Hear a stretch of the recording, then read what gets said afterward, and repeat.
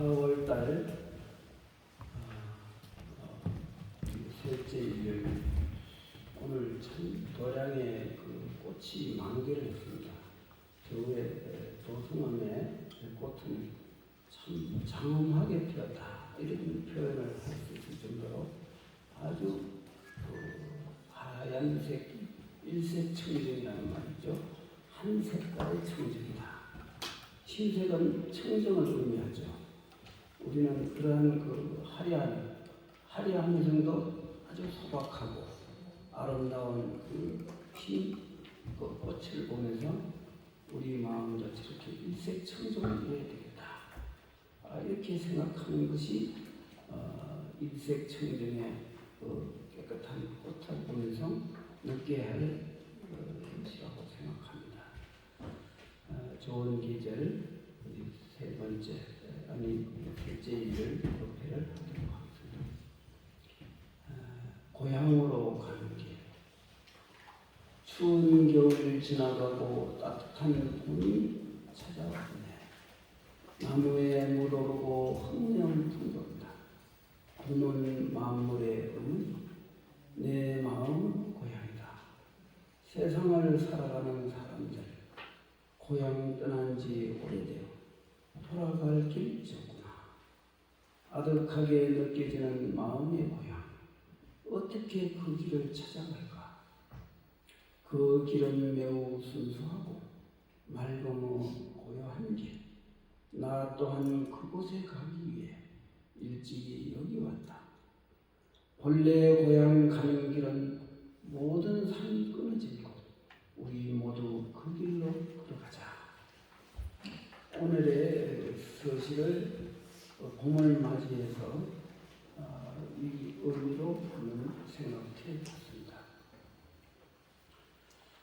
우리가 이 봄을 어떻게 생각하는가요? 봄은 만물이 시작하는 그 계절이라고 할 수 있죠. 그리고 모든 것을 그 씨앗이 땅에 뿌려지면 싹이 나오는 계절이죠. 그래서 봄은 만물의 어머니다, 이렇게 생각합니다. 어머니라는 것은 모든 그 만물의 씨 종자를 키워주지 않습니까? 땅은 그 곤면이라고 합니다. 땅 곤자에다가 목숨 명자, 땅의 목숨을 갖고 있다. 그래서 어머니는 땅에다 비유를 합니다. 땅에 씨앗을 뿌리면 다 자라났듯이 봄은 땅의 만물을 길러내는, 그리고 싹을 틔워주는 그런 역할을 하죠. 우리들은 이 봄을 맞이해서 그와 같은 봄의 어머니와 같은 봄을 생각할 필요가 있죠. 그런데 만물의 고향은 그러면 봄이 된다면 우리들의 고향은 어디일까요? 그것은 바로 마음의 고향이 되는 겁니다. 마음은 마음속의 근본이 되거든요. 그래서 이 마음 속에서 일체법을 키워내고 싹을 틔우고 밝혀주고 또 결실을 맺게 해주는 그 좋은 역할을 하는 거죠. 그래서 우리가 모든 것의 근본인 마음의 고향을 잊어버리면 안 돼요. 마음의 고향을 잊는 순간 우리는 현상경계로 떨어져서 선악, 시비 또는 여러 가지 고뇌가 되는 그런 감정에 빠지게 되는 거죠. 다시 우리는 근원으로 가야 돼요. 근원으로 가기 위해서는 내 마음의 고향을 한번 느껴봐야 돼요. 봄을 맞이해서 우리는 내 마음의 고향을 찾아가야 되겠다. 그러면 이 마음의 고향을 어떻게 해야 찾을 수 있을까요? 이 시에서 나오죠. 그 길은 매우 순수하고 맑고 고요하다 했어요. 우리가 순수한 마음을 가질 적에 마음의 고향을 찾을 수가 있습니다. 세속적인 찌든 번의 망상을 가지고는 우리의 근본을 찾아갈 수가 없어요. 그래서 본래 고향 가는 길은 상이 끊어진 곳이다 그랬어요. 상이란 뭔가요? 바로 나다 남이다 하는 대립된 구도, 또 좋고 나쁨이 존재하는 세계, 이것은 전부 마음의 고향으로 가는 길을 막고 있죠. 방해하고 있는 겁니다. 이제 우리는 이 아인 사상, 나다 남이다 시간이다 공간이다 하는 이 분별 세계를 초월한 절대적인 내 마음의 고향, 내가 나를 찾아가는 그 내 마음의 고향을 우리는 이 봄을 맞이해서 음미해보자, 이런 뜻으로 이 고향으로 가는 길 이 서식을 지었습니다. 우리는 이 고향으로 가는 길 이 서식을 통해서 내 마음을 조금씩 찾아가야 되겠죠. 그 찾아가는 길을 가르치는 것이 오늘의 본문이 되겠습니다. 자, 두 번째, 연불생의 가르침. 정토에 대한 질의와 문답, 답변이 되겠죠. 질문과 답이다, 이런 뜻인데, 이 질문과 답을 내가 정리하면서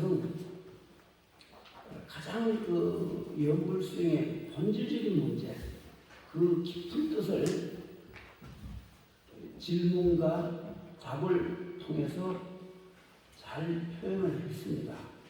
그래서 이 질문과 답을 잘 보셔야 돼요. 우리가 이 질문과 답을 바로 이해한다면 연불을 통해서 내 마음의 고향을 찾아가는데 하나큰 도움이 됩니다. 이건 확실한 것이니까 정신을 바짝 차리고 그 스님의 법문을 귀담아 들어야 되겠습니다. 정토란 본래 평등한 것인데 굳이 극락정토만을 말하는 것은 무슨 뜻이며, 또 사바가 곧 정토라는 말이 있는데 극락정토의 왕성을 권하는 것은 무슨 뜻이 있는가요? 이 질문이 굉장히 어려운 내용이죠. 일반적으로 이해하기가 조금 어렵게 되어 있죠. 그런데 우리가 이러한 질문은 수행을 많이 한 사람들이 흔히 일으킬 수 있는 그 마음입니다. 스님들은 수행을 통해서 1차 분별심을 제거하고 나면은 평등성지라는 지혜가 나와요. 평등성을 깨닫는다, 이런 뜻이죠. 평등성이라는 것은 선악이 따로 존재하지 않는 세계를 말해요. 평등성지에 들어가면은 이러한 질문이 나옵니다. 정토란 본래 평등한 것인데 굳이 극락정토를 말하는 건 무슨 뜻이냐? 사바가 평등성에 입각해서 보면은 사바가 곧 정토인데 극락정토를 왜 왕생을 권하느냐, 이런 질문이 나오는 거죠. 요거를 굉장히 어려운 질문이면서 이 답 또한 어려운 답이 될 수밖에 없어요. 그런데 답변을 보시기 바랍니다. 본래 정토라는 말은 본질적으로 법성이 평등하여 이 모양이 아니고 법신, 보신, 하신도 평등하여 이 세계와 기세계가 본래 청정한 자리라고 한다. 이거는 평등의 원칙, 원리를 정의한 겁니다. 법성이 평등한 것을 깨닫는 것을 평등성지라고 합니다. 평등한 성품의 바탕의 지혜다, 이런 뜻이죠. 그런데 법성이 평등하면은 보신, 화신도 평등할 수밖에 없겠죠. 부처의 그 깨달음으로 보면은 일체가 다 법신이요, 일체 그대로, 법신 그대로 또한 화신이 되는 겁니다. 법신을 떠나서 화신이 있는 게 아니라 법신을 바로 보면은 일체가 다 법신이요, 법신을 잘못 보면 일체가 다 망상경리가 된다. 그죠? 그래서 법신은 통모양이 없다. 그런데 법신이 평등하기 때문에 이 세계와 기세계, 이 세계는 이치세계, 기세계라 하는 것은 현실세계, 나타나는 현상을 말하는 거예요. 현상세계가 본래 청정한 자리라고 한다. 그러나 이것은 정덕한 자의 경계요, 무명이 가려진 중생에게는 육도가 허상이지만 여기에 떨어져 괴로움을 받고 있으므로 윤회에 벗어날 길을 찾아야 하고, 마음이 본래 정토지만 중생은 윤회가 끊어진 사정토에 왕생하기 위해 일심으로 닦아야 된다. 그랬습니다. 이 법성이 평등해서 좋고 나쁨이 없다. 이렇게 말하는 것은 깨달은 사람의 경계다. 그러나 중생은 허상이지만 허상에 집착을 하고 있어요.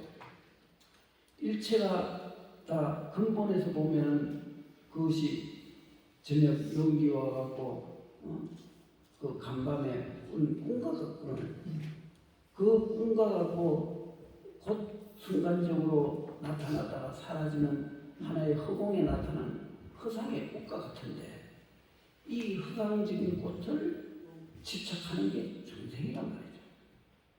이 중생은 그 허상적인 문제에 집착을 함으로 인해 갖고 여러 가지 생사윤회를 만들어냈다 이거죠. 그 생사윤회가 6갈래로 나타나요. 천상, 인간, 수라, 축생, 아기, 지옥, 이렇게 6갈래 근기 따라 태어나는 육도가 나타난다 이거죠. 그러면 일체가 다 허상이라면은 육도도 허상인 거예요. 그런데 육도가 허상인데 중생들은 거기에 쏟고 살고 있지 않습니까? 그럼 이거를 부정할 수가 없어요. 일단 허상이지만 허상 속에서는 실제적으로 존재하는 것을 사람들은 느끼는 거죠. 그러니 이 허상에 빠진 중생은 방편이 없이는 허상을 벗어날 수가 없어요.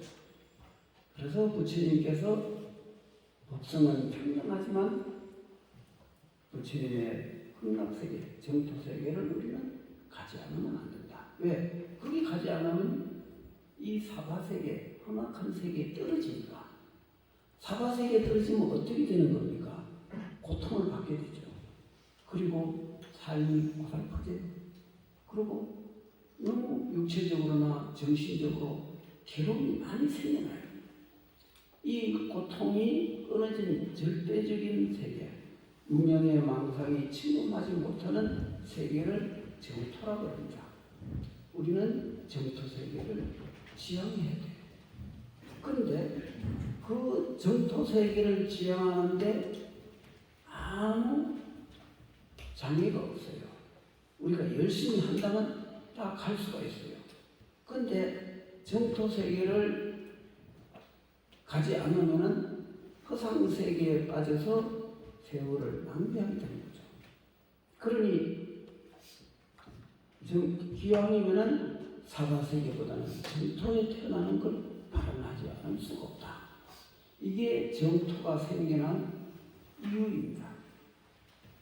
그러면 사실적으로 그럼 정토가 있느냐? 있습니다. 왜 있느냐? 우리의 생각 속에서 다 지어내고 있으니까요. 우리가 정토를 지어내니 우리가 정토가 있고, 우리가 악의 세계를 지어내니 이 사바세계가 있지 않습니까? 이 사바세계가 무엇으로 만들어졌을까요? 바로 우리의 망념, 무명으로부터 시작됩니다.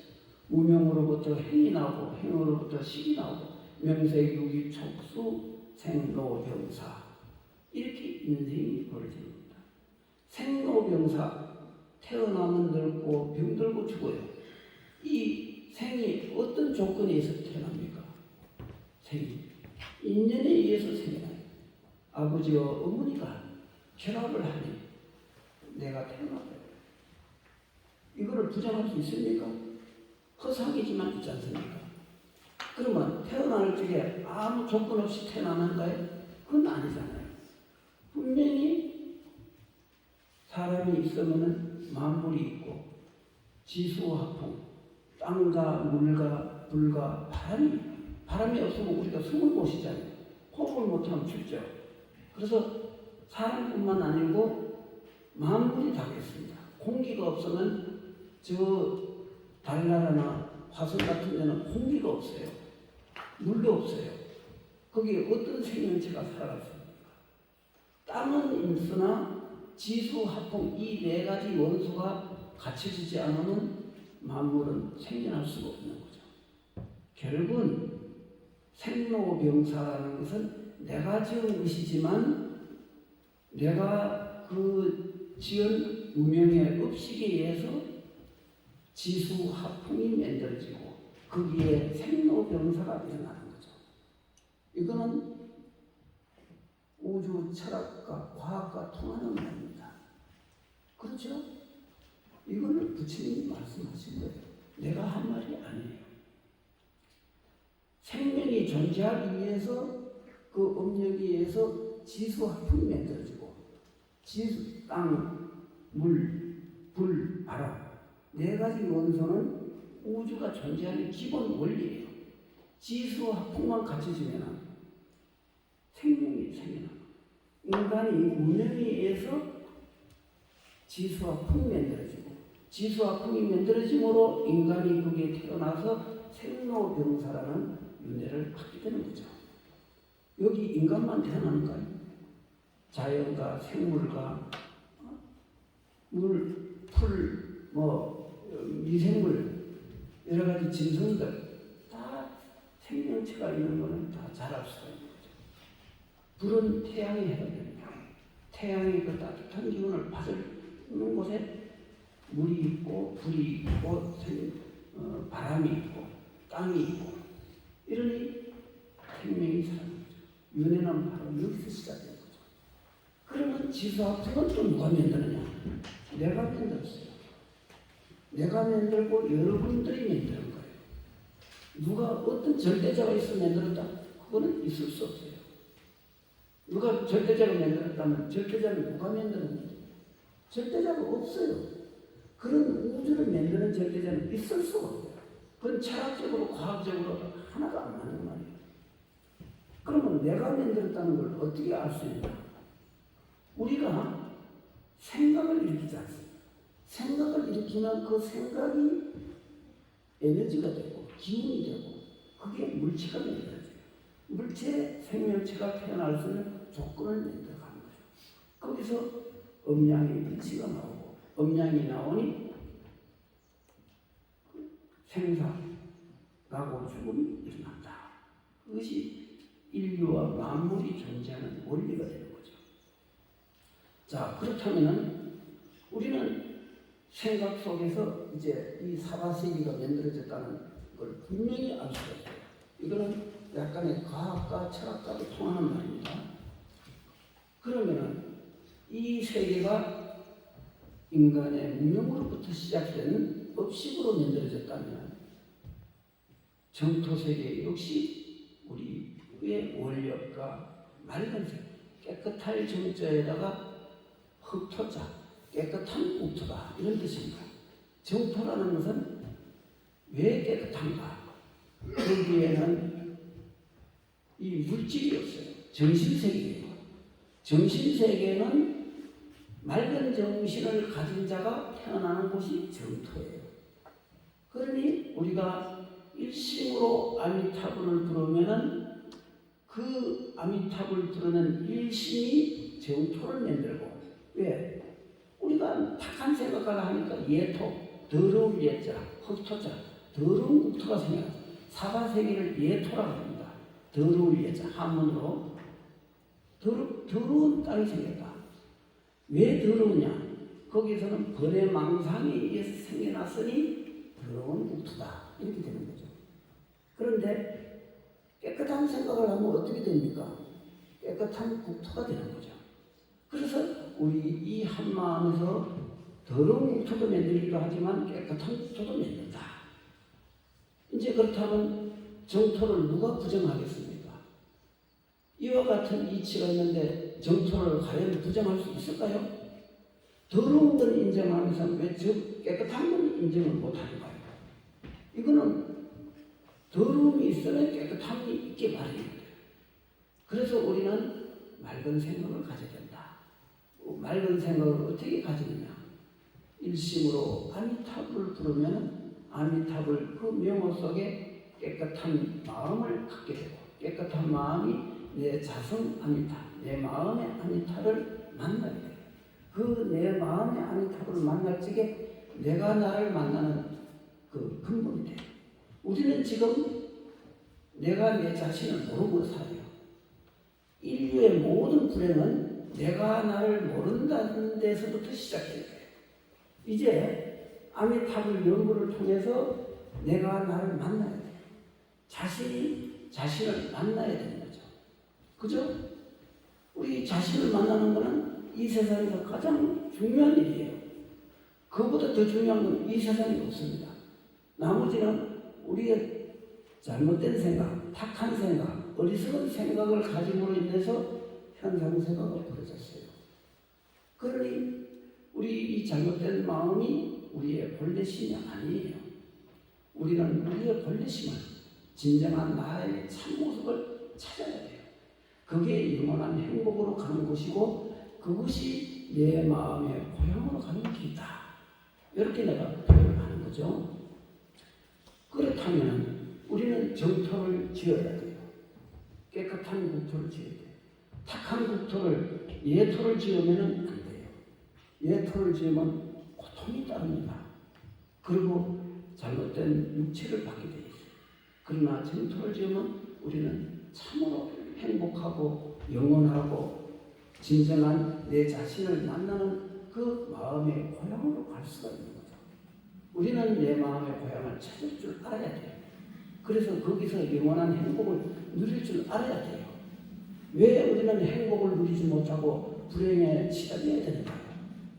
그것은 우리의 한 생각 잘못된 그 마음이 우리를 불행하게 만든다. 이렇게 바로 알아야 되는 거죠. 알겠지요? 네. 그래서 이제 우리는 이 마음의 정토를 짓고 내 마음의 고향을 찾기 위해서 일심으로 연구를 해야 되고 연구의 뜻을 바르게 이해하기 위해서 이렇게 내가 정토에 대한 질문과 답을 만드는 거예요.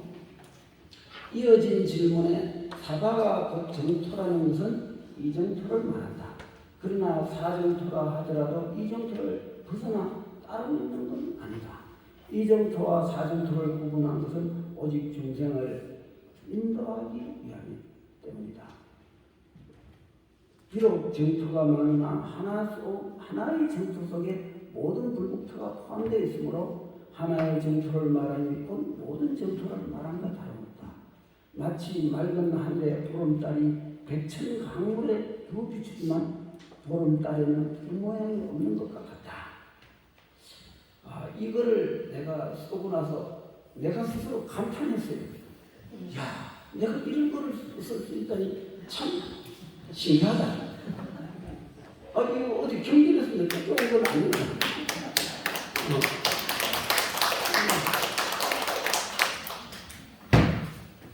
자, 보십시오. 극락 정토가 있고 석가모니 불친 정토가 있고 모든 불보살의 정토가 있습니다. 그런데 그 많은 정토들이 결국은 하나의 정토예요. 왜냐? 우리들이 착한 마음을 내면 내가 만일 이 순간에 아미타불을 일념으로 부르면 나의 정토가 생겨났어요. 왜냐하면 그 정토는 누구도 뺏을 수 없고 우리 인간 세계 국토는 옆에 강한 놈이 무기를 들고 쳐들어오면 500년 된 왕조도 하루아침에 도둑놈한테 뺏기고 없어지고 우리는 일제시대 때 36년 동안 일본한테 나라를 뺏겼고 얼마나 그 고통을 많이 받았지 않습니까? 아직까지 그게 해결이 안 돼갖고 위안부니 강제 동원 행동이 아직 일본에는 사죄가 안 돼요. 독일은 사죄를 벌써 10번을 사죄했는데 그래도 또 프랑스나 뭐 영국에서 안 된다. 우리는 기분이 나빠서 한 번 더 사죄를 좀 받아야 되겠다 하면 독일은 예 알겠습니다. 사죄합니다.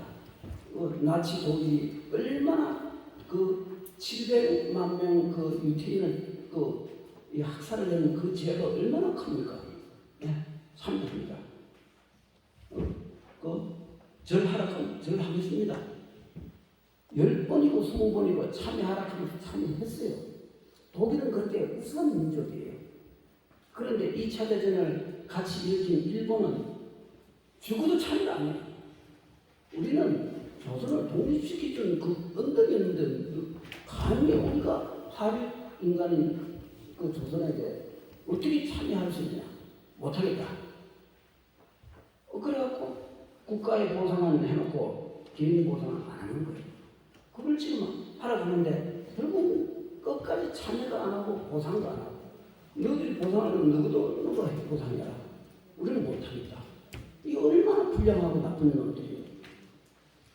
이렇게 30여 년 동안은 우리는 엄청난 지배를 받았는데 그게 왜 생겨났을까요? 우리가 한 생각을 잘못 가졌기 때문에 우리에게도 잘못이 있어요. 우리가 조선 500년 동안에 얼마나 정치인들이 잘못 살았어요. 사색 당파라고 노론, 소론, 남인, 북인 이 네 개 당이 있는 거예요. 그러니까 정치라는 것은 옳은 길을 가자고 하는 게 정치인데 남쪽 사람 패거리가 있고 북쪽 사람 남인, 북인 남쪽이 패거리다. 남인의 당시 유명한 송시열인가 이런 사람들이 남인의 대표가 북인의 대표가 그래요. 그러면 또 늙은 사람 노론 또 소론 또 젊은 놈들 소론 이렇게 아무 정치의 뜻도 없이 인연도 없고 정치의 뜻도 없고 그냥 너는 남쪽 사람이고 남쪽 사람은 북쪽 사람이 뭘 주장해도 다 부정해요. 그러니까 이 정치 싸움은 끝도 없이 이죠. 이거를 통합할 수 있는 게 임금이 무식하니까 너희들이 지금 국민을 복되게 하고 당군이 주장하는 게 뭡니까? 홍익인간이에요. 인간을 이렇게 하자는 게 당군의 뜻이에요. 그러면 모든 정치나 사회가 모든 게 다 홍익인간 정신으로 가야 돼요. 당군이 홍익인간의 정신을 어디서 볼 수 있느냐? 천부경에 나와요. 천부경 시작이 어떻게 됩니까? 일시, 무시 하나로 시작되지만 하나도 없다. 하나도 아니다. 이거는 불교의 그 선이다. 불교 철학하고 딱 통하는 거예요. 내가 천부경을 읽고 이 당군께서 이렇게는 위대한 글을 지었는데 어떻게 우리나라에서 이런 그 큰 가르침이 아직까지 사람들이 모르고 있을까? 천부경을 바로 알면 불교가 보여요. 그래서 당군의 근본 원리가 인간을 이렇게 하자. 당군이 임금이 되고 나서 첫 번째 한 말이에요. 5,000년 전에. 내가 인간 세상을 이렇게 하기 위해서 내가 임금을 하겠다.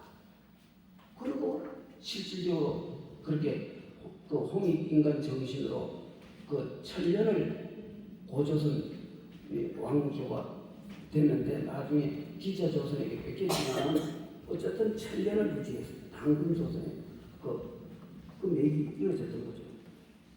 그러면 후대 정치인들이 왜 우리 그 대한민국의 개국조인 당군의 그 홍익인간 정신을 외면하고 남인이 호른이 너는 서쪽 사람이니 나는 동쪽 사람이니 이렇게 따지는 아무 무의미한 정치 논쟁을 벌이고 거기에는 전부 그 주자의 그 승리학을 갖고 그렇게 논란을 지은 거예요. 주자의 승리학이라는 게 성품의 이치를 논한다. 그 제목은 그렇지만 과연 주자의 승리학이 우리 인간의 본성품을 논하는 건가요? 아니에요. 흑백 논리의 거예요. 흑백 논리. 이는 이렇게 하면 선이고 이건 이렇게 하면 악이다. 선악을 뛰어넘는 걸 가르쳐야만이 홍익인간이 되는 거예요.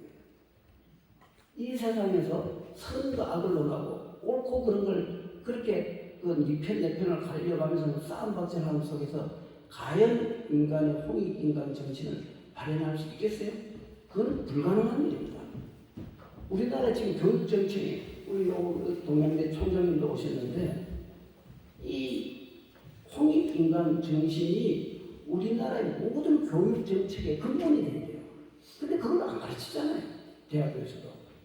오직 서양 철학만 가르쳐요. 이래갖고서야 국민들이 어떻게 그 대의적인 그 명분과 공익적인 그 정신을 가질 수 있겠어요. 오로지 내가 어떻게 잔머리 굴려갖고 좋은 직업을 구해가고 돈 많이 버느냐. 이거는 홍익인간하고 거리가 10만 8천이에요. 이렇게 교육이 잘못된, 근본부터 잘못된 이 교육 정책으로 대한민국이 옳은 선진국이 되기는 어렵다는 거죠. 이제 우리는 정토라는 개념을 바르게 이해해야 돼요. 내가 한 마음을 바로 가지면은 그것이 바로 홍익인간과 통하는 것이고 내 마음의 정토를 세우는 것이 일체 불국토를 밝히는 것이다. 이렇게 됩니다. 그래서 이 원각경에 보면 일심이 청정하면 다심이 청정하다. 그랬거든요. 한 생각이 청정하면 여러 마음도 청정하다. 내 마음의 정토를 세우는 순간 일체 불국토가 청정해집니다.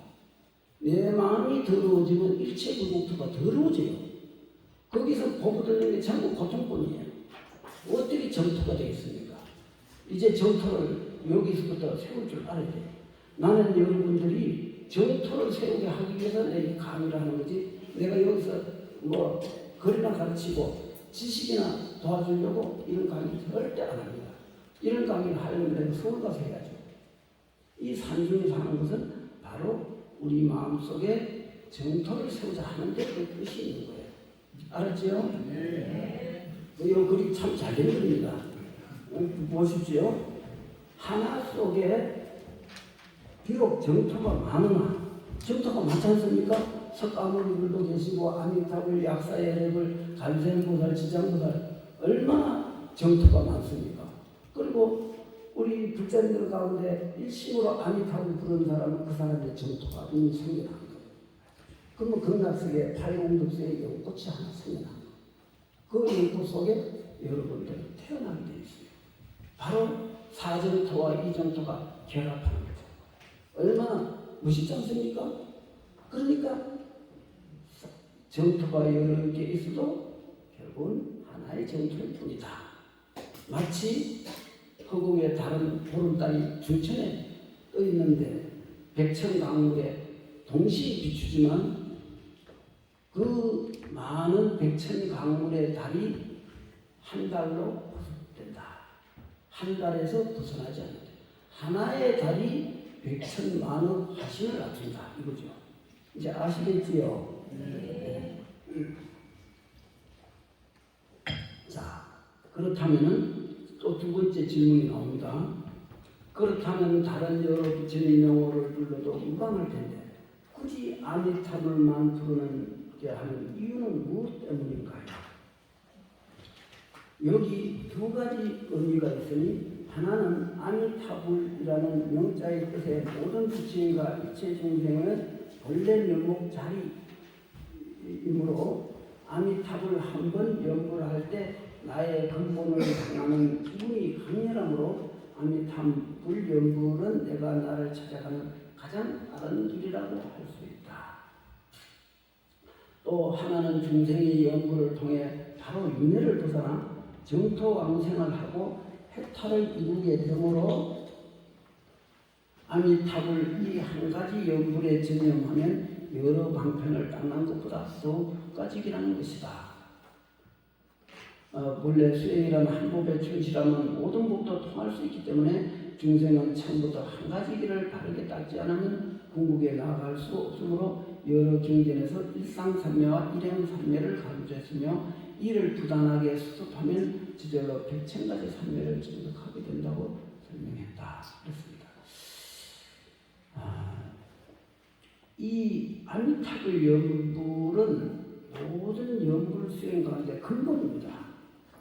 하두에서 하두가 1700가지 공안이 있습니다. 그 의심하는 주제가 1700. 그게 성문 전등록에 나오는 그 조사의 그 화두 공안이 1700개가 되기 때문에 1700공안이라고 합니다.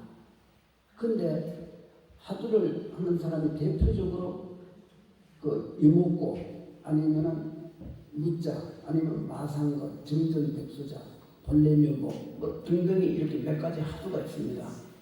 그런데 주로 무자하고 이목고를 화두를 많이 들죠. 아마 여기 서방에 다니는 사람들 그런 것도 하겠죠. 그런데 화두를 들면 하나에서 투철하게 해야지 1700가지를 골고루 의심을 청구한다면 그 공부가 되겠습니까? 안 돼요. 그런데 그 많은 화두 가운데서 근본적인 화두가 있어요. 근본에 속하는 화두. 그거는 본래묘목 화두와 이목고 화두. 이게 근본 화두입니다. 내가 바로 이렇게 말하는 이는 무엇인가? 이게 이목고의 그 화두의 기본이에요. 그런데 그렇게 해도 의심이 잘 안 일어나니까 무자 화두가 생겨나고 정전백수자가 나오고 뭐 여러 가지 1700공안이 나오거든요. 그런데 연불에서도 여러 가지 연불이 많이 있지만 그 아미타불 연불이 모든 연불의 근본이에요. 어째서 이 아미타불이 모든 연불의 근본이냐? 첫째는 아미타라는 말이 이 산스크리트어예요. 인도 버머 고대 그 사용했던 그 귀족층들만 쓰는 고대 언어가 산스크리트어예요. 이 산스크리트어를 중국말로 풀이하면은 무량수, 무량광 이렇게 두 가지로 의미를 갖고 있어요. 두 가지 의미를. 영주의 부석사가 무량수전이라고 그랬죠. 무량수전. 또 다른 데에 가면 아미타불씨 모신 데는 무량광전이라고 하기도 해요. 같은 뜻이에요. 무량수라는 것은 시간성을 초월한 영원불변한 건강불기의 뜻을 갖고 있고, 무량광이라고 하는 것은 우주 만유의 시방세계가 미세한 한 티끌 속에 들어가고 미세한 티끌 속에 온 우주가 들어간다 하는 이 논리와 같은 거예요. 그래서 무량광이라. 그래서 내가 그 마음여행이라는 내가 쓴 시의 첫 부에 이런 게 나와요. 한 방울의 물이 물속에 바닷물이 들어가니 바닷물이 한순간에 하나가 되었다. 그러면 이게는 환경에 우리 아까 조금 전에 법성계를 영단에 한 편 했죠. 거기 보면 하나 속에 여럿 있고 여럿 속에 하나가 있다고 했어요. 그게 그런 뜻이에요. 그럼 그건 뭘 말하냐? 사사무예라고 해요. 모든 현상이 존재 그대로 절대성으로 존재한다. 이게 사사무의 본질이에요. 좀 이해가 안 되죠? 이것은 우리는 이 시간과 공간이라는 그 경계 안에서 여기에 절대식을 하고 있어요. 이거야말로 실제적으로 존재하는 것이다 라는 인식을 갖고 있기 때문에 이거를 타파하기가 쉽지 않아요. 그런데 진리의 눈을 뜬 사람이 볼 적에는 우주라는 이 거대한 근고 무변, 오늘 요 원각경 강의 거기 나오는데 그건 나중에 내가 강의하겠지만은 이 모든 경전을 가만히 보면 전부 시간과 공간을 초월한 도리를 말했지 시간과 공간의 경계 안에서 말한 부처님 말씀은 하나도 없어요. 그런데 시간과 공간을 초월한 무량수 무량강의 경계를 이해를 못하고 강의를 하면 어떻게 되겠습니까? 이원론적인 법문을 하게 돼요. 선과 악으로 떨어진 법문을 하게 돼요. 유명한 큰 스님들 법문 가운데도 이원론적인 법문이 무척 많아요. 이건 불교가 아니에요. 경전을 잘못 보고 있는 거죠. 경전은 어느 경이든지 이원론적인 그 시각에서 보는 것은 부처님 뜻을 바로 못 보고 있는 거예요.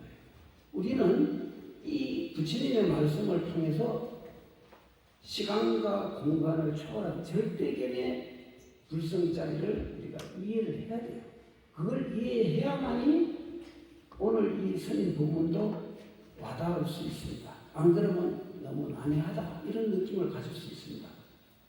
그래서 아미타라는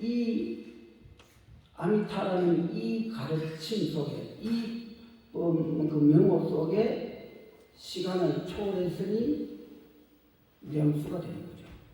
그럼 무량수라는 것은 과거, 현재, 미래 이거는 우리가 어떻게 분별하는가요? 인간이 태어나서 생로병사를 통해서 60년, 70년, 80년, 90년 이렇게 세월이 흘러가요. 1년 단위로 90번 돌아가면 90살이 되겠죠. 그럼 이게 시간이 되는 거예요. 그죠? 지구가 태양을 한 바퀴 돌면은 1년이 돼요. 한 해가 되는 거죠. 그러면 지구가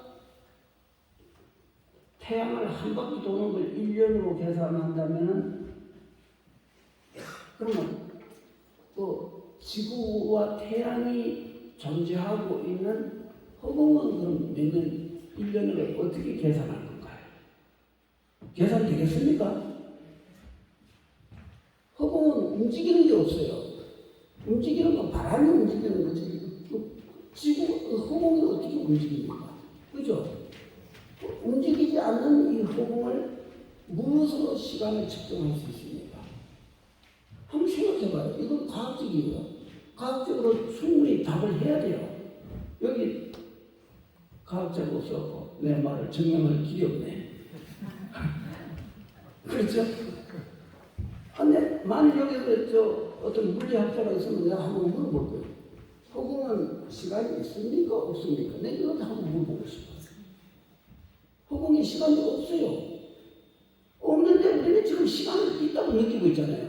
그러니 시간을 느끼는 건 잘못된 마음이에요. 시간은 없어요. 그래서 법성계에 무량법 즉시 1년이다. 한순간이 무량한 법이다. 이렇게 나오는 거예요. 이 경이 그렇게 나오지 않습니까? 맨날 그 법성계를 여기서도 몰라요. 과거, 현재, 미래는 우리가 망상으로서 파악되고 있는 것이지 진리 자체는 과거도 없고 현재도 없고 미래도 없는 거예요. 우리가 그렇게 분별하고 착각하고 망상을 피우고 있는 것 뿐이에요. 그러니 아미타라는 이 말 속에는 시간이 없어요. 바로 영원성이에요. 영원성이니 아미타가 뭡니까? 우리 마음이에요. 내 마음에는 시간도 없고 이 마음 속에는 공간도 없어요. 시간과 공간을 초월한 것은 절대자라고 하는데 우리가 흔히 세상에서 절대 상대적이고 그거는 절대가 아니고 맹상대예요. 왜냐? 상대를 통해서 절대를 분별하면은 절대가 곧 상대가 되는 거예요. 진짜 절대는 뭐냐? 상대를 초월해하고 상대와 절대라는 분별하는 마음까지도 초월해야만이 그걸 절대라고 해요. 그러면 어떻게 절대가 되느냐? 시간과 공간을 초월해야 절대가 됩니다. 그래서 시간과 공간의 반대 개념에서 절대라고 한다면 그건 절대가 아니에요. 그거는 그냥 다 상대가 됩니다. 그런데 상대는 그럼 실제하느냐? 실제하지 않아요. 우주 자체가 절대적으로 존재해요. 절대적으로 존재하는 허공을 거기에 어떤 시간을 말할 수 있으면 공간을 말할 수 있어요.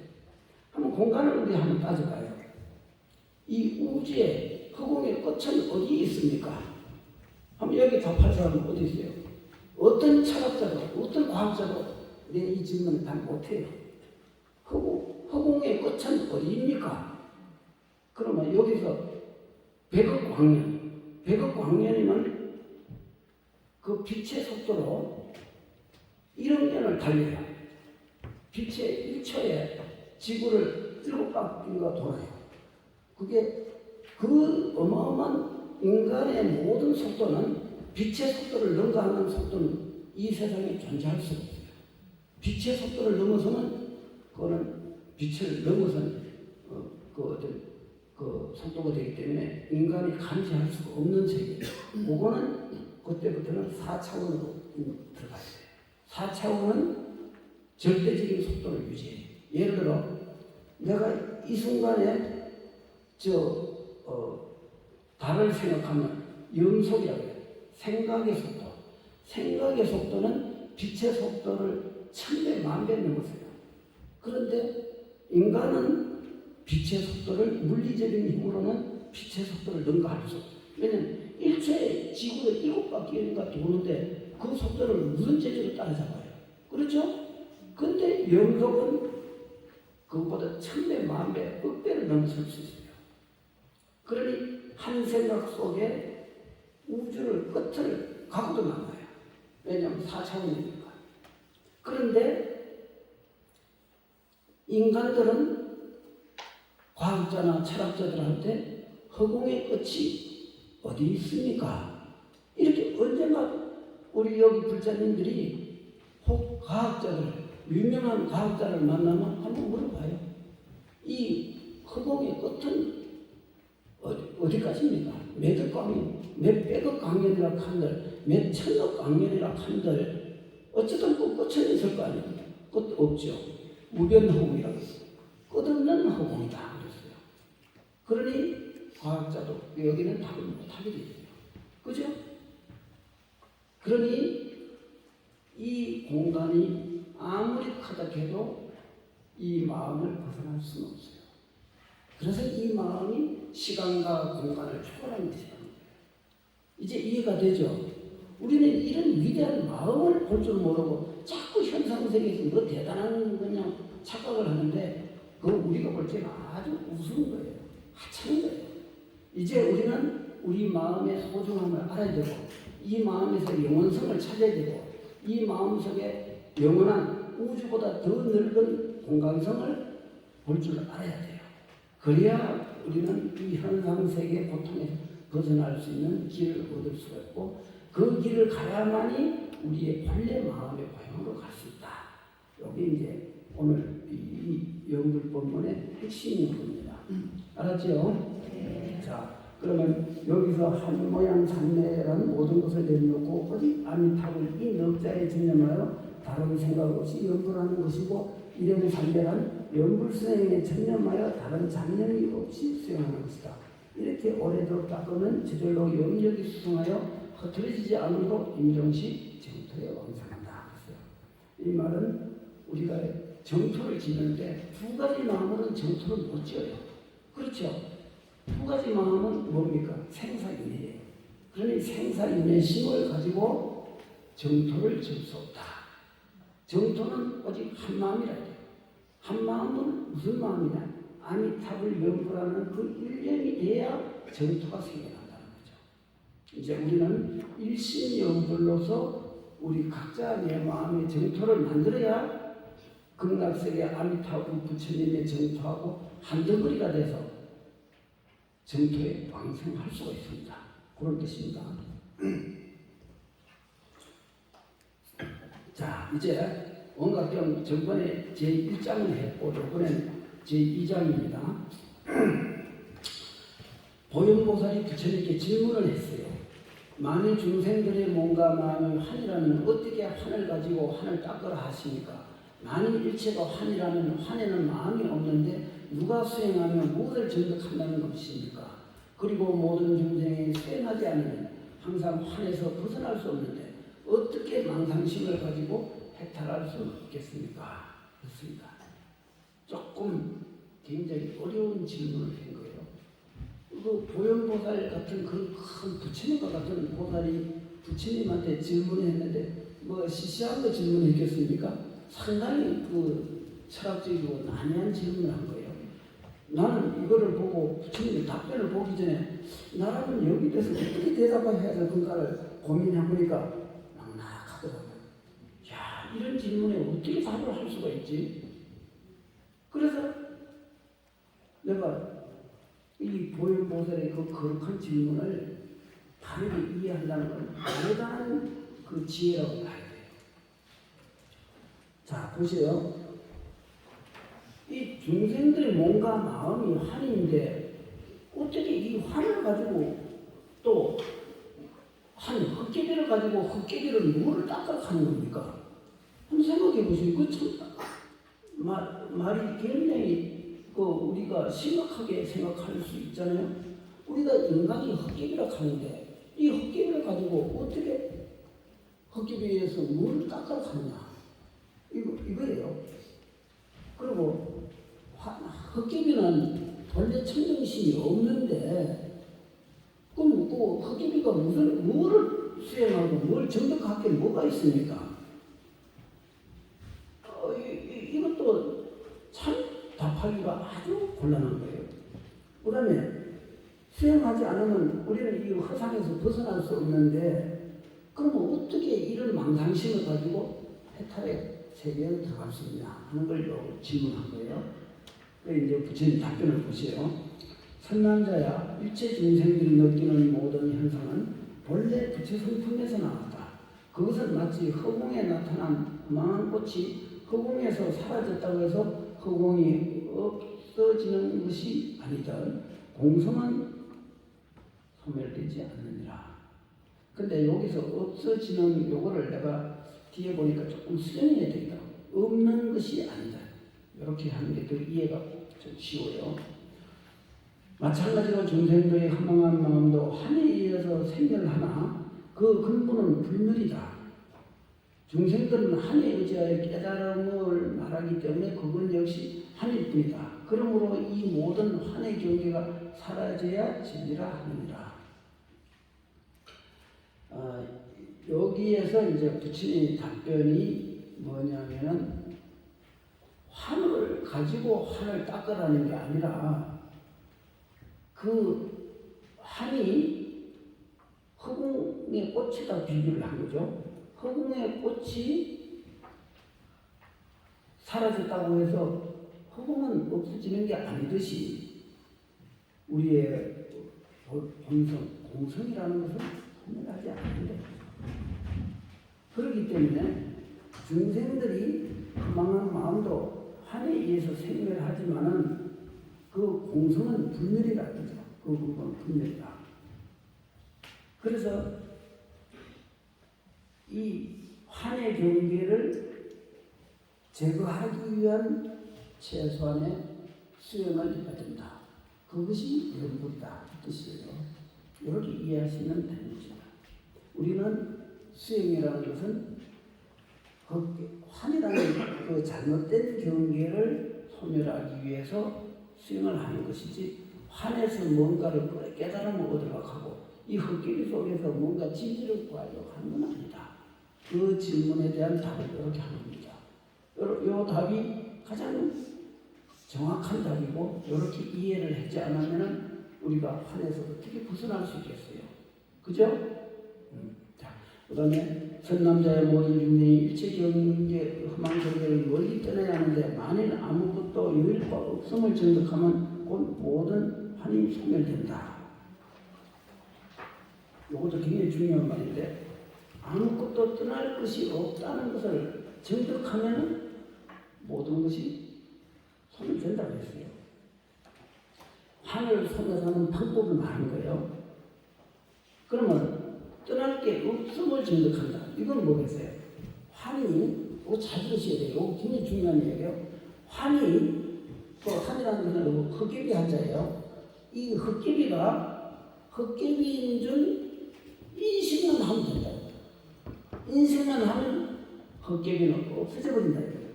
왜냐? 본래 없었으니까.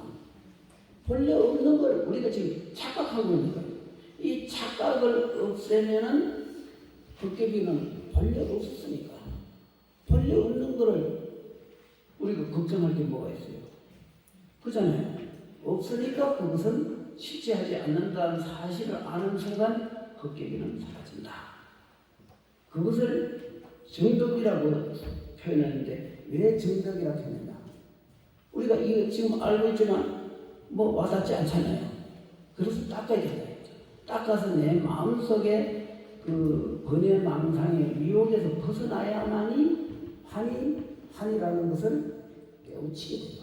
깨우친 지게 그걸 정덕이라고 합니다. 그래서 우리는 정덕을 해야 되는 것이지 아는 게 도가 아니에요. 그래서 성철 스님은 그걸 해오라고 했어요. 해오. 알해자에다 깨달을 자. 알아서 깨달은 거. 그거는 지식과 똑같은 거예요. 지식은 우리가 알고 있지만 실천하기 어렵잖아요. 그럼 실천하기 위해서 어떻게 해야죠? 우리의 나쁜 습관을 고쳐야 되겠죠. 나쁜 습관을 고치기 위해서 우리는 나름대로 노력을 해야 되겠죠.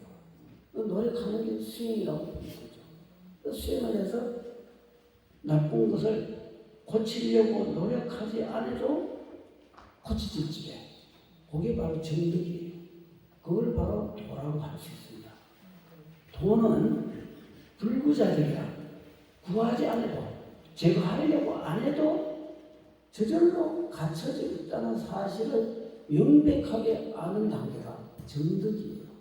우리는 수행을 통해서 이런 정덕을 해야 되는데 정덕이 어디서부터 시작되느냐 알아야 돼요. 모르면 뭐 동서를 분별 못하는데 어디로 동이 어딘지도 서가 어딘지도 모르는데 어떻게 정확하게 동서를 가려서 갈 수 있어요? 못 가죠. 그래서 1차 우리는 이런 강의를 들어야 됩니다. 이런 강의를 듣고 내 마음 고향 가는 길은 어딘가 방향 감각을 갖게 되는 거죠.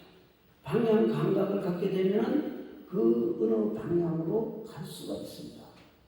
그래서 우리는 첫 번째 신해행정이라고 하죠. 먼저 믿어야 되고. 왜냐? 내 강의를 우습게 여기면 내 강의 아무리 잘해봐야 그 헛소리를 한다고 하죠. 아무 소용없잖아요. 그죠? 그래서 이 스님이, 이 원인 스님이 다른 법을 가르친다라는 기본 믿음이 전제돼야 돼요. 그 믿지 않고 여기 와서 놀러 오는 거는 아무 의미가 없죠. 그래서 첫째는 믿어야 되고, 두 번째, 스님 가르침을 받아야 돼요. 그게 해라, 알해자. 알아야 돼요. 원래 이런 말이 있죠. 모르면 무식하다. 막 하거든. 알면은, 그렇게 하면 안 되는구나. 여기 쇳덩어리가 벌겋게 불에 달았는데, 지금 불에 달군 그 색깔이 빨가니까 불덩어리가 밤에 꽃으로 본 거예요. 사람이 착각해요. 야, 저 꽃 누가 가져갈 사람 없겠지. 내가 슬쩍 가져가야지 하고 불덩어리를 손으로 확 잡아버렸어요.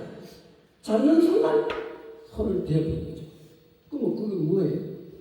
불인 줄 몰랐던 거죠. 알면은 저거 잡으면 내가 손을 다칠 수가 있다. 안 만지죠.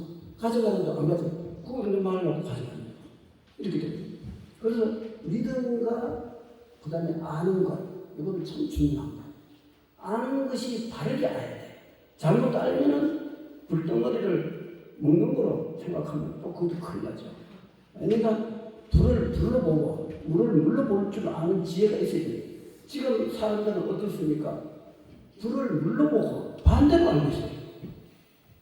그리고 또 물을 또 불러보니 물속에서 불이 나오겠습니까? 하중생명이라 불 가운데서 연꽃이 나왔다는 도리는 그런 도리가 아니에요. 그것은 바로 이사우예를 말하는 거예요. 하중생명. 불 속에서 연꽃이. 내가 전번 따는 시에 이것은 불 속에서 연꽃이 나오는 도리다. 내 전번 서시에 봤죠? 다른 사람 다 알죠? 건성으로 가서 와는 거예요. 그래서 내가 분명히 그랬어요. 이것은 불 속에서 연꽃이 나오는 도리다. 연꽃은 어디서 나와요? 물 속에서 나오죠. 근데 불 속에서 나온다면 이렇게 거꾸로 말을 해놨어요. 그건 뭐겠어요? 이사우예.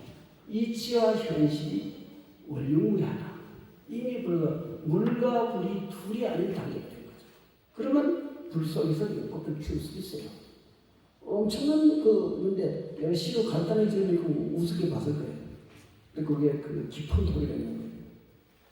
자, 중생들은 물을 불로 알고 있어요. 대부분이 그렇습니다. 사실을 못 보고 있어요. 그러니 고통하는 거예요. 그래서 그 현상을 바르게 보는 것, 그게 이해예요. 이해한다면 어떻게 해야 됩니까? 이해한 대로 수행을 했던 거죠. 신해, 행, 수행을 해. 수행을 하면 어떻게 됩니까? 정득을 하게 되죠. 여기서는 봐요. 아무것도 여일 바 없음을 정득하면 곧 하늘 소멸하리라 그러거든. 정득하면 소멸한다 그러지 알면 소멸한다 이 말은 안 썼잖아요. 그죠? 만일 아는 즉시 소멸된다 이러면 그거는 맞는 말이긴 한데 그거는 착각의 소지가 있어요. 아는 즉시 놓지도 못할 적에는 아는 거는 아무것도 도움이 안 되죠. 그럼 망상이 되는 거죠. 그래서 이제 이런 말이 굉장히 중요한 말이에요. 마치 나무에 불이 나무에 붙잖아요. 나무에서 불이 붙어갖고 나무가 타도 제가 남듯이 하늘로 한을 닦는 것도 이와 같아 모든 한이 비록 다하여도 완전히 소멸되지 않는다. 한을 갖고 한을 닦으면은 그 한이 찌꺼기인데 찌꺼기로 말하자면 물로 물을 씻어봐요. 물이 소멸됩니까? 물이 소멸 안 되죠. 그죠? 방바닥에 물이 묻었어요. 물을 없애기 위해서 다른 물을 보면 물이 없어지는 게 아니잖아요. 그대로 있잖아요. 그렇듯이 한으로 닦아봐야 한은 소멸되지 않는다. 왜? 나무를 불을 붙여갖고 나무가 다 타도 또 찌꺼기가 남듯이 한에 찌꺼기가 있다는 거죠. 그런데 이열치열이라고 그러죠. 이쪽에서 불이 붙으면 저 반대쪽에서 불을 붙여갖고 불이 불로 타들어가서 조금 불은 소멸되잖아요. 그거는 무슨 뜻이냐? 우리가 한을 다스릴 적에 비록 한이지만 한을 소멸하는 한을 닦는 거예요. 그건 뭐겠어요?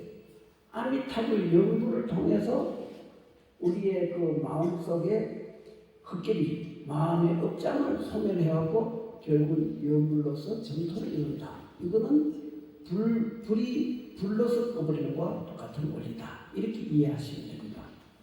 그러나 여기서는 그런 세속적인 허망한 경계를 가지고 허망으로서 딱 다스려가고는 안 된다. 그럼 찌꺼기가 또 나눈다. 이런 뜻이에요. 그래서 이거는 조금 방편이 아니죠. 그런데 이번에 중요한 말이에요. 그러므로 선남자야 한인 줄 알면 곧 소멸할 줄 알아야 하나니 거기 방편을 지을 것도 없고 하늘 떠나면 곧 깨달으리라 거기 점차가 없습니다. 일체 수행자가 이에 의지하여 수행하면 모든 한에서 영원히 벗어나리라 그랬어요. 이게 그 불교의 도노동수와 도노정수라는 그 가르침의 뜻이 여기 담겨 있는데 이게 굉장히 중요한 문제예요.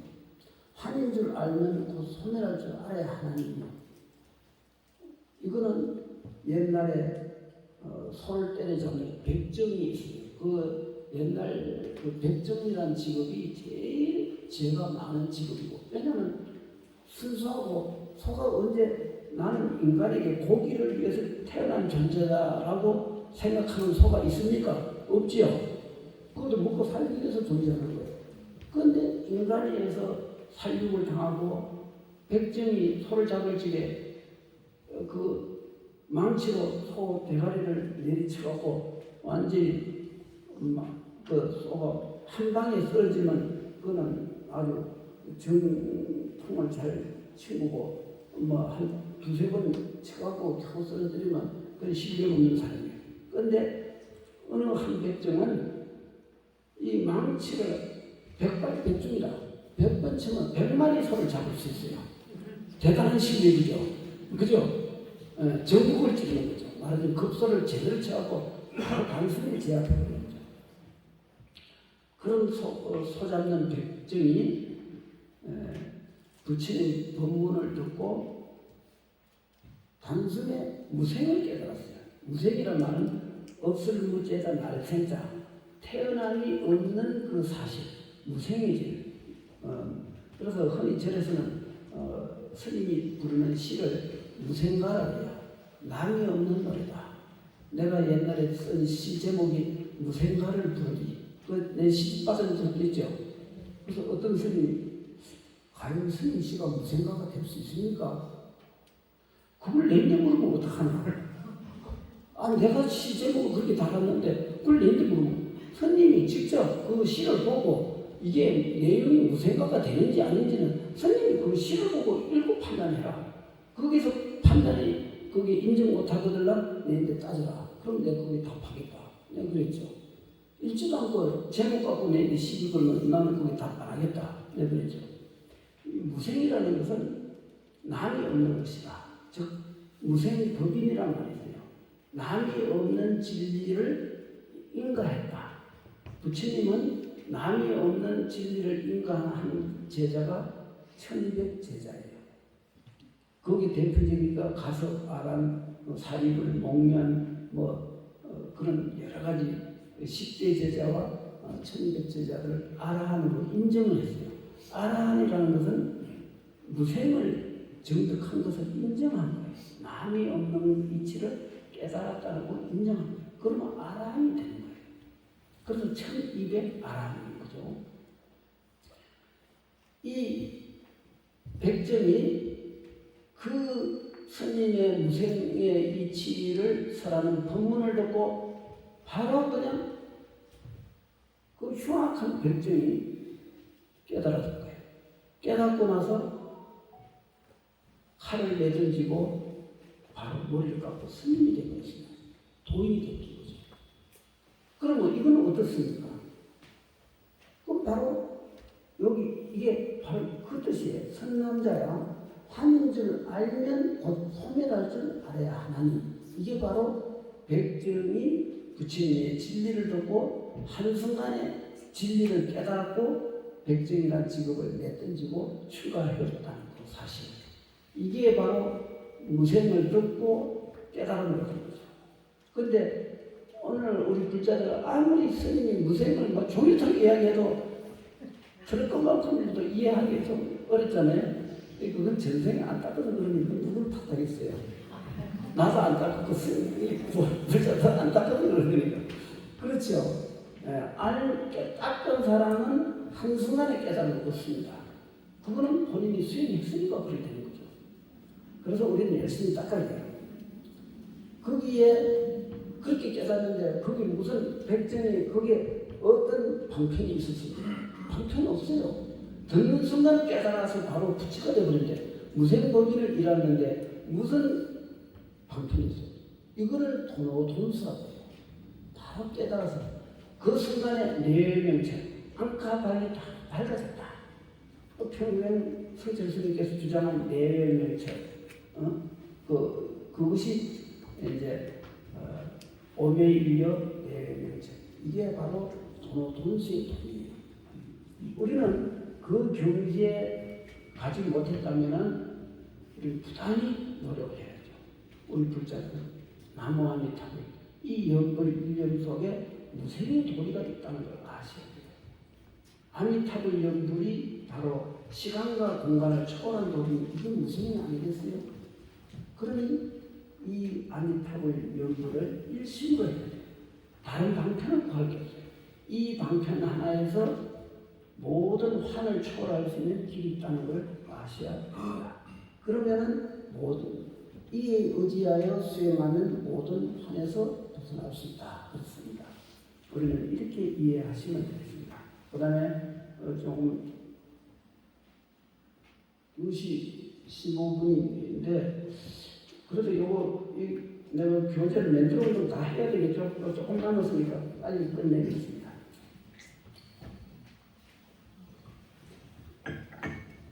원각경 제3 보안보살장. 진짜 이 보안보살장이 우리 영가 천도할 적에 시신문에 이게 이 문구 그대로 통째로 다 들어가 있어요. 원각경 보안장. 우리 저기도 원각경 보안장이 있죠? 한문에 대해서 잘 모르시는데 여기 엄청나게 중요한 내용이 있어요. 그래서 좀 짧게라도 내가 강의하겠습니다. 세존이시여 여기 모인 모든 승자를 위하여 이체 중생이 보살의 승정차를 설해주소서. 어떻게 생각하고 어떻게 머물러가지면 어떤 방편으로 깨달음에 들어갈 수 있겠습니까? 선남자여 모든 보살이 부처의 바른 깨달음을 구하여 응당 다른 생각으로 모든 환을 멀리 여야 하느니라. 먼저 부처님의 사마타 행에 의지하여 계율을 정확하게 하며 항상 고요한 방에 단정히 앉아 생각하되 이 몸은 여러 인연이 가합되어 있으므로 끝내 실체가 없음을 알아야 한다. 선남자야 이 허망한 육체 의지의 전자니 육체가 사라지면 이에 반면한 마음도 가림할 수 없느니라. 선남자야 중생들의 몸이 사라지면 그 마음도 사라지고 모든 한이 사라진다는 것까지 사라지는 한 아닌 것은 사라지지 않느니라. 한면이고 비한면 비유컨대 거울에 때가 사라지면 강명이 나오는 것과 같다. 선남자의 모든 마음의 때가 사라지면 온 세상이 맑아지느니라. 요거는 정토를 말하는 거예요. 선남자의 모든 보살과 중생들이 모든 한을 대할 때 그 그림자와 같은 허상에서 벗어나면 문득 무한 절대성 청정을 얻으니 끝없는 허공 마음마저 다 깨달음의 품에서 나오느니라. 이 굉장히 이게 유명한 말인데 여기에서 다른 건 다 제쳐놓고 이 중생들의 몸이 사라지면 마음도 사라진다 했는데 여기서 마음이라는 것을 우리가 두 가지 측면에서 이야기해요. 하나는 이거는 우리의 그 안이기설 신이까지가 생각하는 이 경계를 우리가 지금 제6권 의식에 의지해서 존재하는 마음을 말하고 내가 아까 말한 마음의 고향이다라고 하는 것은 그건 우리 본래 불성자를 말하는 거예요. 그래서 요거를 혼동하면 안 돼요. 그래서 몸이 사라지면 마음도 사라진다고 했죠. 우리 몸에 의지해서 이렇게 눈으로 보고 귀로 듣고 마음으로 의식으로 생각하는 이 모든 것들은 마음이라고 말은 하지만 사실 이건 마음이 아니고 생각이에요. 이 생각은 육체가 있음으로 생각되지 육체가 없으면 생각 자체가 안 되는 거죠. 그래서 육체가 사라지면 이 마음도 사라진다 했습니다. 그런데 사라진다는 것까지 사라지면 한 아닌 것은 사라지지 않는다. 비한불멸. 이것은 뭐냐면 허공에 나타난 꽃은 사라져도 허공은 사라지지 않는 것 같다. 이런 뜻이 되겠죠. 그러면은 봐봐요. 끝에 선남자의 모든 보살과 중생들이 모두 하늘 대할 때 그 그림자 같은 허상에서 벗어난 문득 무한 절대성 청정을 얻으니 끝없는 허공마저 다 깨달음의 성품에서 나왔다. 여기서 굉장히 중요한 이야기를 우리가 이해해야 되는데 이 환을 바로 환이라고 바르게만 인식하고 그게 개합을 한다면은 무한 절대성 청정을 얻게 됩니다. 그때부터 비로소 더러움에 벗어났다는 것을 알게 된다는 거죠. 그래서 청정이라는 것은 내가 더럽다 깨끗하다라는 그 이원적 사고에서 벗어날 적의 청정이지 더러움의 반대 개념인 청정을 이야기하는 그 청정이 아니에요. 왜냐하면 그 청정은 바로 그 자체가 바로 더러움으로 바뀔 수 있어요. 그래서 더럽다 청정하다 하는 양 개념에서 벗어나지 않고는 누구도 청정을 말하면 안 돼요. 그런데 여기서 끝에 그 한문으로 무변허공 각설현발 이렇게 진하게 글씨가 쓰죠. 이게 굉장히 이 불교에서 엄청나게 중요한 말입니다. 끝없는 허공이 깨달음에서 나왔다 그랬어요. 그러니까 우리가 무변허공, 이 끝없는 허공이지 않습니까? 이 허공이 어디서 나왔느냐? 아까 내가 한 말하고 또 좀 비슷한데 끝없는 허공, 이 허공은 광대무변한데 이 광대무변한 허공이 결국은 우리의 인식 속에서 나왔다. 이 말과 같은 말이 되는 거예요. 우리가 인식할 적에 있어요. 인식하지 않을 적에는 없어요. 그러니 이 끝없는 허공은 바로 여기서 각이라는 게 깨달음으로 흔히 생각하는데 그렇게 할 필요 없어요. 그냥 우리 인식이라고 생각합니다. 그것을 아는 우리가 인식하는 순간에 이 허공도 존재합니다. 우리가 인식하지 않으면 허공은 존재할 수가 없어요.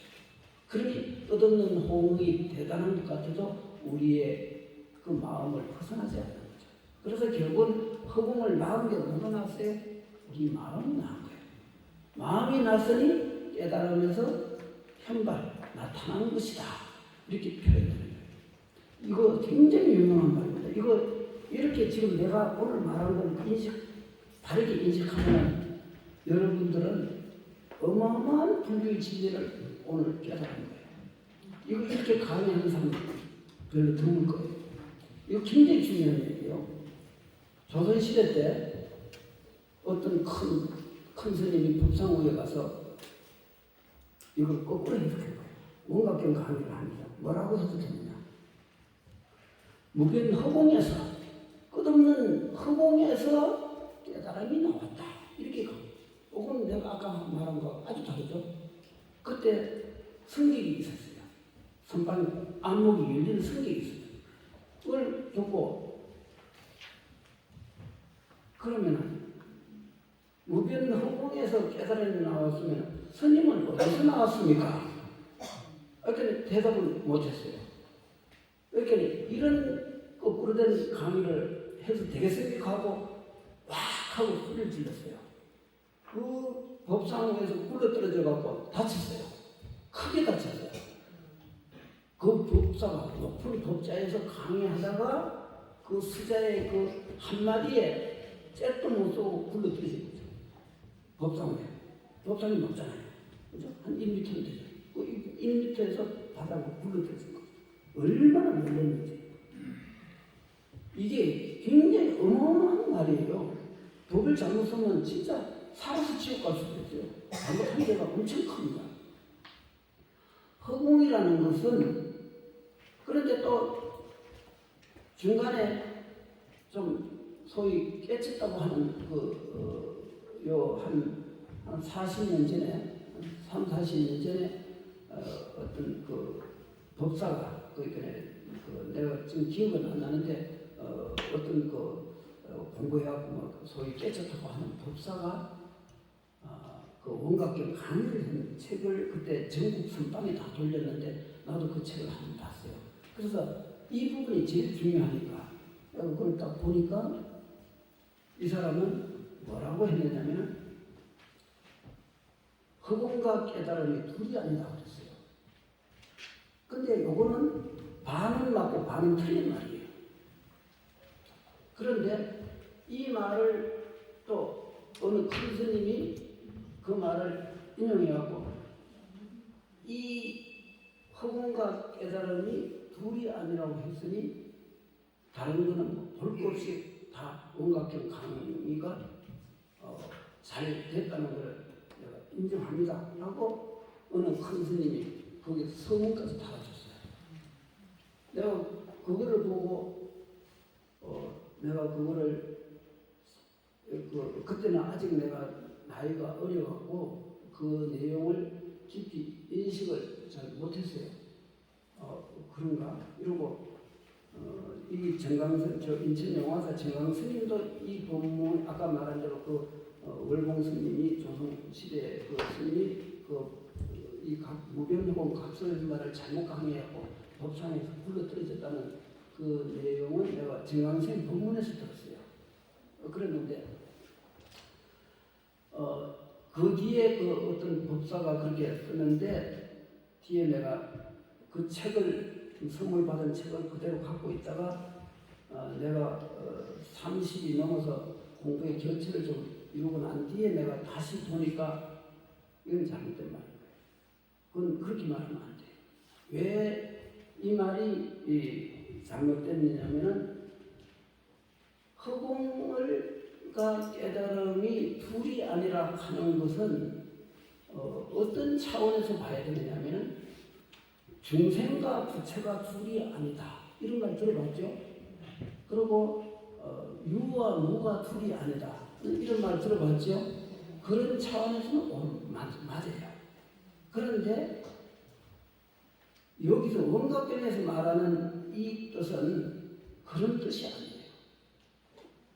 허공에서 깨달음이 나왔다는 또 잘못됐지만, 이건 완전히 잘못된 말이지만은 허공과 깨달음이 둘이 아니다 하는 것도 종지를 논하는 차원에서 보면 오늘 잘못된 말이에요. 반은 맞고 반은 틀린 말이에요. 그러면 어떻게 해야 되냐?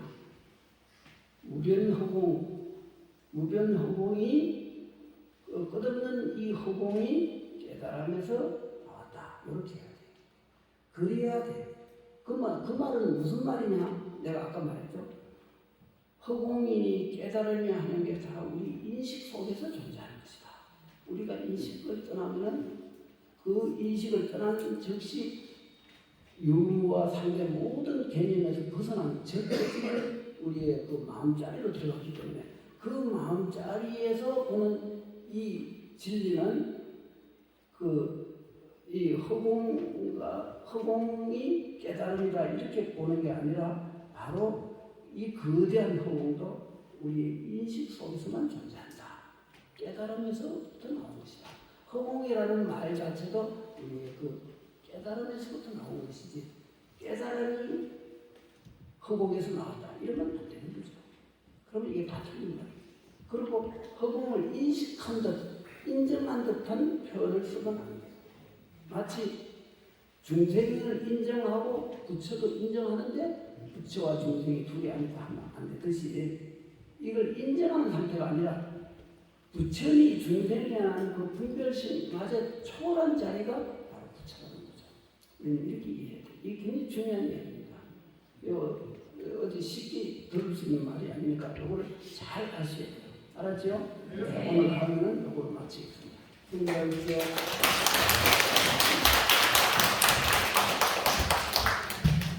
예, 다음